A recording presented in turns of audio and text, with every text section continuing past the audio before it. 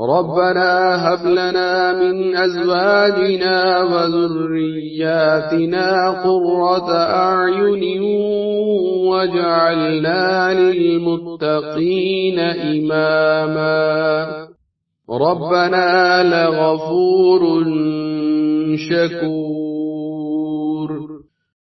ربنا وتقبل دعاء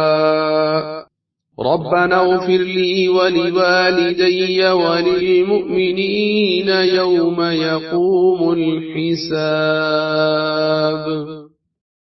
ربنا وسعت كل شيء رحمة وعلما فاغفر للذين تابوا واتبعوا سبيلك وقهم عذاب الجحيم